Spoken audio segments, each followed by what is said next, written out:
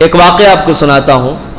ایک صاحب تھے, وہ ان کی محترمہ جو ہیں کسی اسکول میں پڑھایا کرتی تھیں, ٹیچر تھیں, تو گاڑی پر بٹھا کر لے جاتے تھے کار میں, اور سامنے والی سیٹ پر بٹھا کر کے رہتے تھے. جب اسکول کے قریب پہنچتے تو ڈرائیور صاحب یعنی ان کے شوہر اترتے تھے اور آ کر کے دروازہ کھولتے تھے. ایسا جب دوسرے لوگوں نے دیکھا تو کہا بھائی ماشاء اللہ اپنی بیوی کی بڑی عزت کرنے والا آدمی ہے, بڑا رسپیکٹ کرتا ہے. اور ایسے کرتے کرتے ان کو نکاح کا پیغام آ گیا, ایک اور نکاح کا پیغام آ گیا, کر لیا انہوں نے. ایسے تیسرا بھی آ گیا, تیسرا بھی کر لیا, چوتھا بھی آ گیا, چوتھا بھی کر لیا. بھائی جب آ رہا ہے تو آنے دو, منع کون کرے گا. اچھا اس کے بعد معلوم ہوا کہ یہ جو سامنے والا گیٹ تھا وہ اندر سے کھلتا ہی نہیں تھا, وہ باہر سے کھلتا تھا.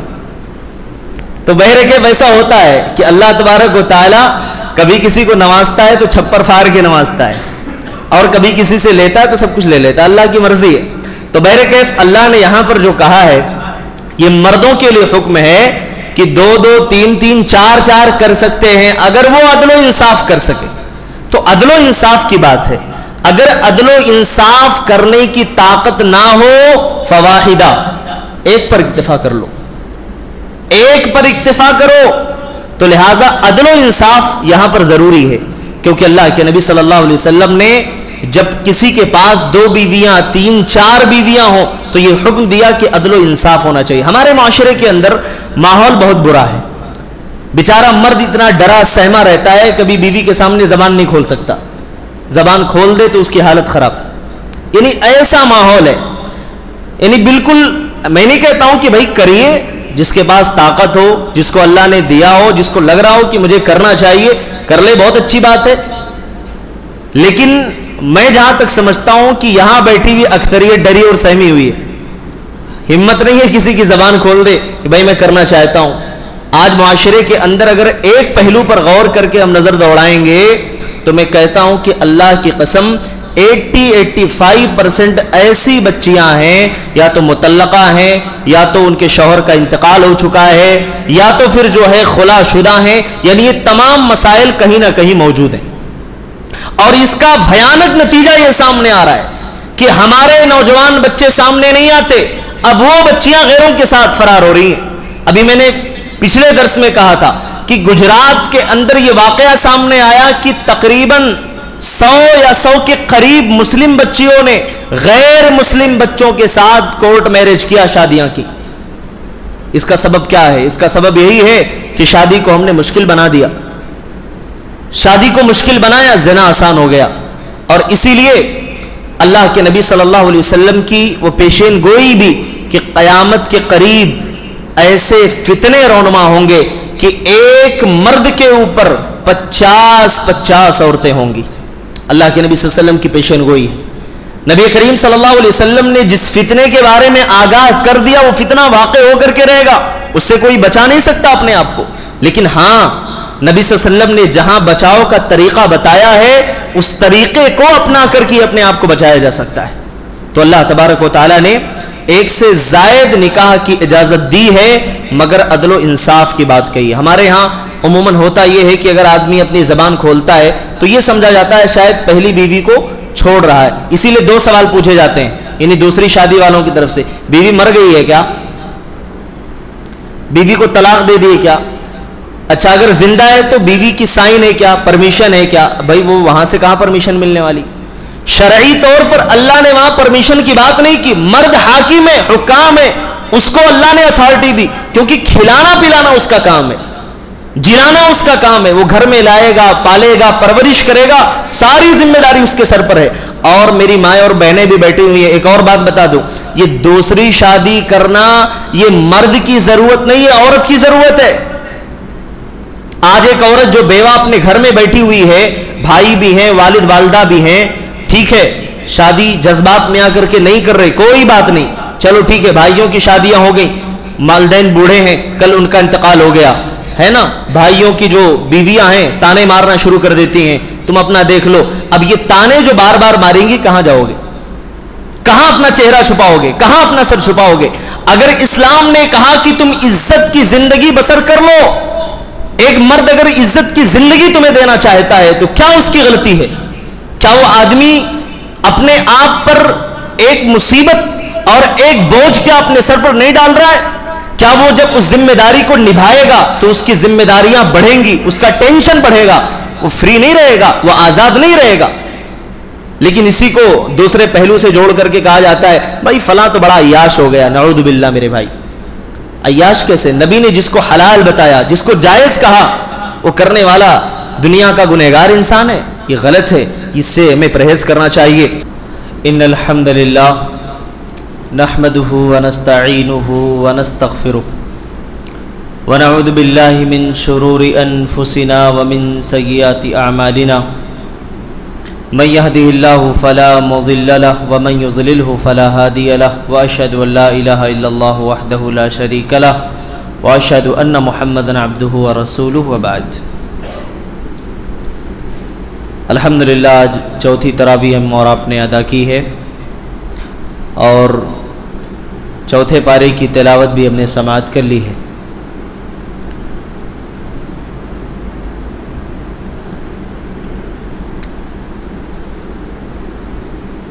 اس سلسلے میں کچھ اہم باتیں سورہ آل عمران اور سورہ نساء کی چند آیتیں، منتخب اور چنندہ آیتیں آپ کے گوشے گزار ہوں گی۔ سب سے پہلے چوتھے پارے کی پہلی آیت میں اللہ تعالیٰ نے یہ بیان فرمایا ہے کہ جنت ہم سے اور آپ سے قربانی مانگتی ہے۔ جنت ایسے نہیں مل جاتی، جنت حاصل کرنے کے لیے بہت بڑی قربانیاں دینی پڑتی ہیں۔ اللہ نے کہا لن تنالوا البر حتى تنفقوا مما تحبون وما تنفقوا من شيء فإن الله به عليم۔ اس سے پہلے اللہ نے یہ بیان فرمایا تھا کہ اگر تم ایمان والے نہیں ہو تو زمین بھر کے خزانہ بھی اللہ کے ہاں قبول نہیں ہے، اور اگر تم ایمان والے ہو تو اللہ تم سے یہ چاہتا ہے کہ تم اپنے مال کا وہ حصہ اللہ کے راستے میں خرچ کرو جو تمہیں سب سے زیادہ پسند ہو۔ جب یہ آیت کریمہ نازل ہوئی تو حضرت ابو طلحہ رضی اللہ تعالیٰ عنہ اللہ کے نبی کے پاس آئے اور کہا کہ اللہ کے رسول میرے پاس ایک باغ ہے جو مجھے بہت زیادہ پسند ہے۔ اللہ کے نبی اس باغ میں جاتے تھے، اس کا میٹھا پانی پیتے تھے، وہاں آرام بھی فرماتے تھے، کھجوریں بھی وہاں کھاتے تھے۔ اللہ کے نبی صلی اللہ علیہ وسلم یہ باغ مجھے بہت پسند ہے، میں اللہ کے راستے میں دینا چاہتا ہوں۔ اس آیت کے ضمن میں صحابہ کی بہت ساری قربانیاں شمار کرائی جا سکتی ہیں۔ اللہ کی رحمت دیکھیے کہ اللہ نے فرمایا کہ مما تحبون، وہ مال تم خرچ کرو جو تمہیں سب سے زیادہ پسند ہو۔ اس میں مال بھی ہے، اولاد بھی ہے، عزت بھی ہے، جان بھی ہے، اور وہ تمام چیزیں ہماری زندگی کی شامل ہیں جو ہمارے لیے بہت اہم ہیں، جس کو ہم بہت زیادہ اہمیت دیتے ہیں، وہ تمام چیزیں اس میں شامل ہیں۔ اور اللہ کی یہ رحمت دیکھیے کہ اللہ نے یہ نہیں کہا کہ جو تمہیں پسند ہے وہ سب خرچ کرو، کہا مما تحبون، جو تم پسند کرتے ہو اس میں سے کچھ اللہ کے راستے میں دو، مما تحبون۔ اس کے بعد اللہ تبارک و تعالیٰ نے خانہ کعبہ کا مقام و مرتبہ بیان فرمایا کہ خانہ کعبہ، جیسا کہ یہودی اعتراض کرتے تھے کہ اللہ تعالیٰ نے قبلے کو تبدیل کر دیا۔ حضرت ابراہیم علیہ السلام ہجرت کر کے شام پہنچے اور تقریباً انبیاء کرام شام میں ہوئے، ان کا قبلہ بیت المقدس تھا۔ اللہ تبارک و تعالیٰ نے قبلے کو تبدیل کر دیا تو ان کو بڑا اعتراض ہوا، تو اللہ تعالیٰ نے خانہ کعبہ کا جو مقام اور مرتبہ ہے اس کو بیان فرمایا۔ اللہ نے فرمایا ان اول بیت وضع للناس للذی ببکۃ مبارکا، کہ بے شک سب سے پہلا گھر جس کو قائم کیا گیا وہ خانہ کعبہ ہے جو مکے کے اندر قائم کیا گیا لوگوں کے لیے۔ یعنی اللہ تبارک و تعالیٰ نے یہودیوں کو بھی جواب دے دیا کہ خانہ کعبہ یہ اللہ کا سب سے پہلا گھر ہے، اب اللہ جس کو چاہے قبلہ بنا دے، تمہیں کیا اعتراض ہے؟ بیت المقدس پہلے قبلہ تھا، تبدیل کر کے اللہ نے خانہ کعبہ کو بنایا۔ پیارے نبی صلی اللہ علیہ وسلم سے سوال کیا کہ اللہ کے رسول روئے زمین پر سب سے پہلا گھر کون سا تعمیر کیا گیا؟ اللہ کے نبی نے کہا خانہ کعبہ، مسجد الحرام۔ کہا اس کے بعد کون سا؟ کہا اس کے بعد مسجد اقصی، بیت المقدس۔ کہا اللہ کے رسول دونوں کے درمیان مدت کتنی تھی، فاصلہ کتنا تھا؟ کہا 40 سال کا فاصلہ تھا۔ ظاہر ہے کہ سب سے پہلا گھر تو مسجد حرام ہے، وہاں پر مقام ابراہیم ہے، اور ظاہر ہے کہ اس گھر کو حضرت ابراہیم علیہ السلام نے اپنے ہاتھ سے خود تعمیر فرمایا، حضرت اسماعیل علیہ السلام نے تعمیر فرمایا۔ تو اللہ تبارک و تعالیٰ نے خانہ کعبہ کا مقام اور مرتبہ بیان فرمانے کے بعد اتحاد و اتفاق کی اہمیت بیان فرمائی، اور یہ کہا کہ لوگوں تم اللہ سے ویسے ڈرو جیسے ڈرنے کا حق ہے۔ یا ایھا الذین آمنوا اتقوا اللہ، اے ایمان والو تم اللہ سے ڈرو، ویسا ڈرو جیسے کہ اللہ سے ڈرنے کا حق ہے۔ ولا تموتن الا وانتم مسلمون، اور تمہیں موت نہ آئے مگر اس حال میں کہ تم ایمان والے ہو۔ اللہ سے ڈرنے کا حق ہے، کیا مطلب؟ یعنی اللہ کا شکر ادا کیا جائے، اس کی نافرمانی نہ کی جائے، اللہ نے جو کہا ہے اس کو بجا لایا جائے، اس کے خلاف نہ کیا جائے، اللہ کا شکر ادا کیا جائے، اس کی ناشکری نہ کی جائے، اور تم ہر حال میں ایمان کی حالت میں رہو، توحید پر قائم رہو، کیونکہ موت کا تو کوئی پتہ نہیں ہے نا۔ وَلَا تَمُوتُنَّ إِلَّا وَأَنْتُمْ مُسْلِمُونَ، تمہیں موت نہ آئے مگر اس حال میں کہ تم مسلمان ہو۔ گویا کہ تمہارا ہر لمحہ ہر پل توحید کے سائے میں گزرنا چاہیے، کیونکہ تمہیں خود نہیں معلوم ہے کہ موت کب آئے گی۔ اس کے بعد اللہ نے اتحاد و اتفاق کی اہمیت بیان فرمائی کہ اتحاد اتفاق یہ دنیا کی بہت بڑی طاقت ہے، اور جس قوم نے بھی اس کو اپنایا وہ دنیا میں کامیاب ہو گئی۔ وَاعْتَصِمُوا بِحَبْلِ اللَّهِ جَمِيعًا وَلَا تَفَرَّقُوا، اے لوگو تم سب مل کر اللہ کی رسی کو مضبوطی سے تھام لو، فرقوں میں مت بٹو، ٹولیوں میں مت بٹو، جماعتوں میں مت بٹو۔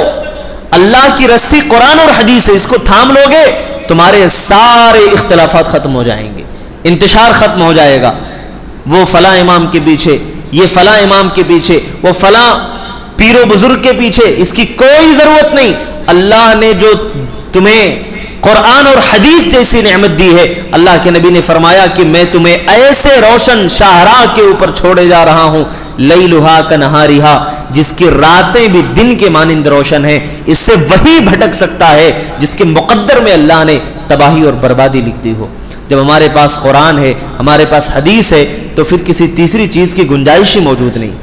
قرآن اور حدیث، اللہ نے یہ دو چیزیں دی، کہا کہ اس کو مضبوطی سے تھام لو اور اس کو چھوڑنا نہیں، اس کو چھوڑنا نہیں، جب چھوڑو گے گمراہ ہو جاؤ گے، بھٹک جاؤ گے۔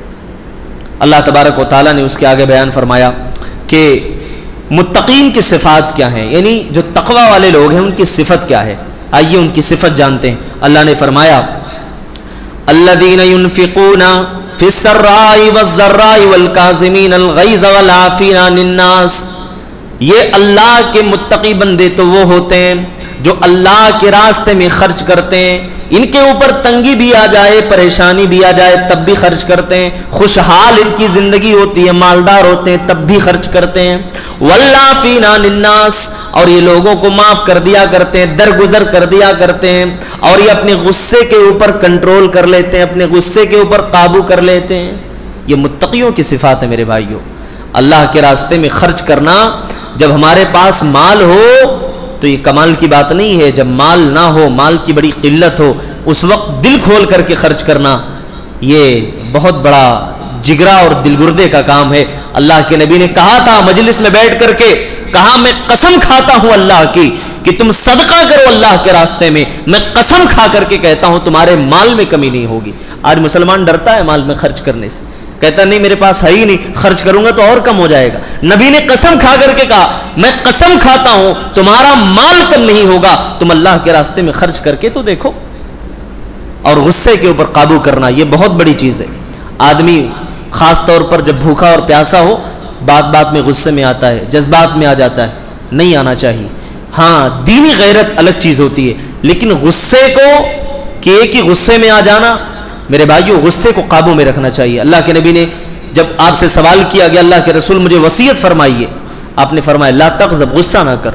دوسری بار سوال ہوا، نبی نے کہا نہیں غصہ نہیں کر۔ تیسری بار سوال ہوا، اللہ کے نبی نے کہا نہیں غصہ مت کیا کر، کیونکہ غصہ جو ہے یہ بہت بری چیز ہے اور انسان کو ہلاک و برباد کر دیتی ہے۔ غصے کی وجہ سے آدمی اپنے جذبات کی رو میں بہہ جاتا ہے اور بہت سارے ایسے غیر شرعی امور انجام دے بیٹھتا ہے جس کے بارے میں اس کو خود پتہ نہیں ہوتا کہ میں نے کیا کر دیا، کیونکہ غصے میں انسان شیطان کے قابو میں ہو جاتا ہے۔ کہتے ہیں کہ غصے کو اپنے قابو میں کر لینا یہ کمال کی بات ہوتی ہے۔ اللہ کے نبی نے کہا پہلوان وہ نہیں ہے جو کسی کو میدان جنگ میں پچھاڑ دے، ہرا دے، پہلوان وہ ہے جو غصے کو اپنے قابو میں کر لے جائے، وہ بہت بڑا پہلوان ہے۔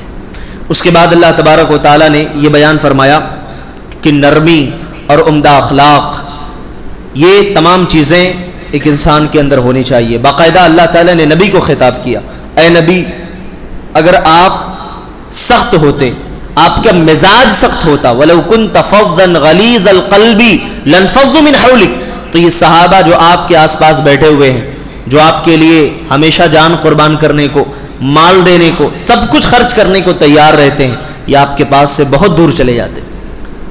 اس لیے اے نبی نرمی سے کام لیجئے، نرمی کا معاملہ کیجئے، وَشَاوِرْهُمْ فِي الْأَمْرِ، اور معاملات میں مشورہ بھی لے لیا کیجئے، مشورے لیا کیجئے۔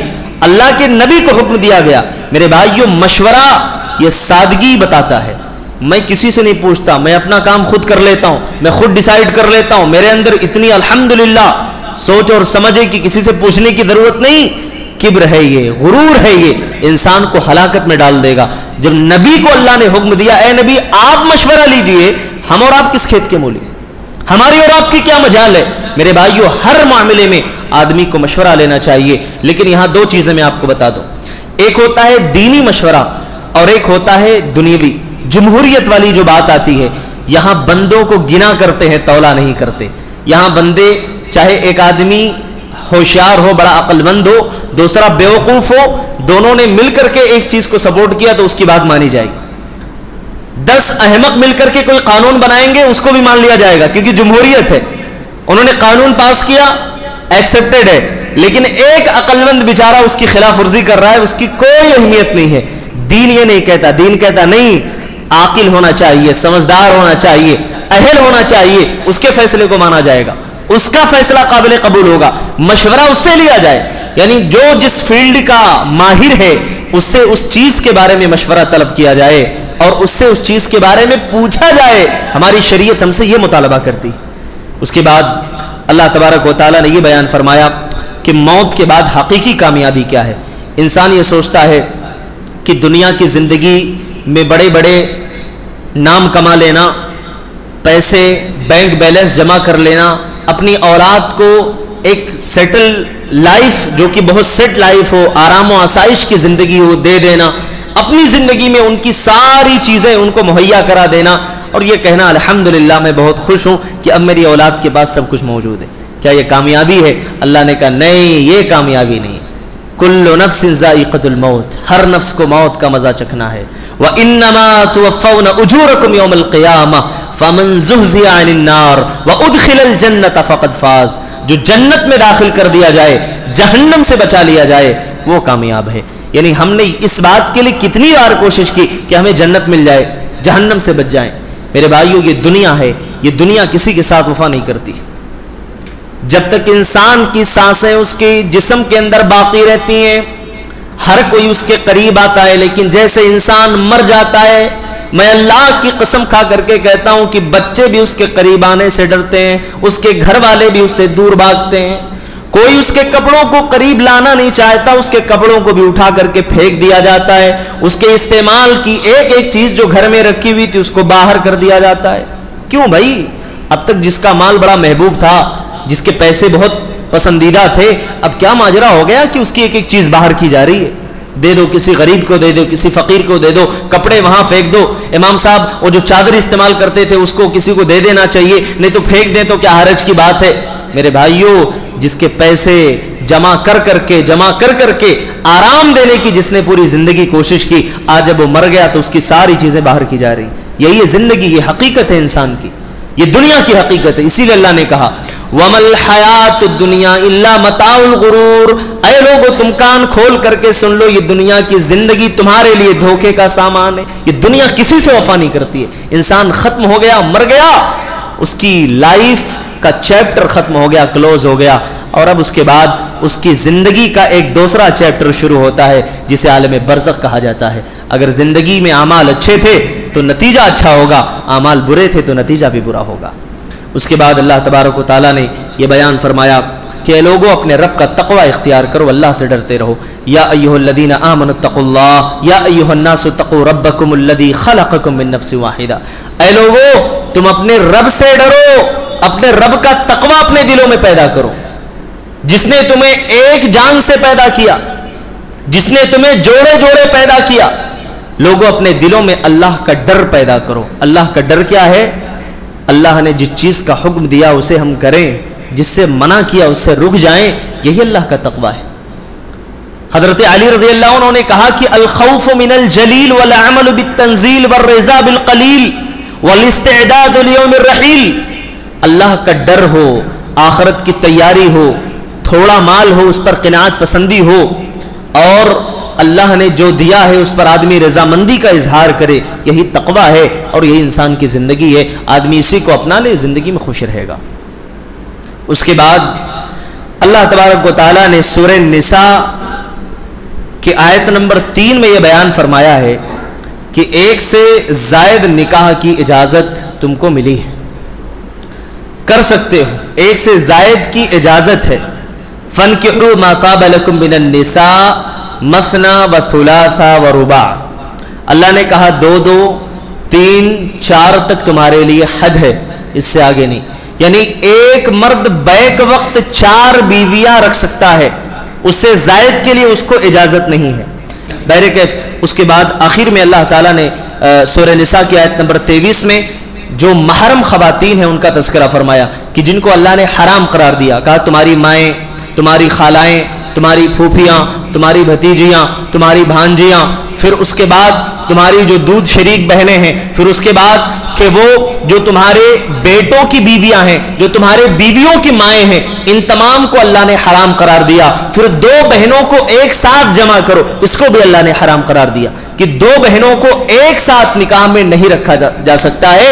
اگر ایک کو طلاق دے دیا یا ایک کا انتقال ہو گیا تو دوسرے کو لایا جا سکتا ہے، ویسے طلاق دیا تو دوسری تو نہیں آنے والی، انتقال ہوا تو اگر دے دے کوئی تو الگ بات ہے۔ تو بہرکیف یہ چند مسائل ہیں، اس کو سمجھنا ہمارے لیے بہت ضروری ہے، اور یہ روزانہ جو یومیہ درس ہوتا ہے اس کا مطلب بھی یہی ہے تاکہ ہم احکام کو سمجھیں، مسائل کو سمجھیں اور اس کے مطابق زندگی بسر کرنے کی کوشش کریں۔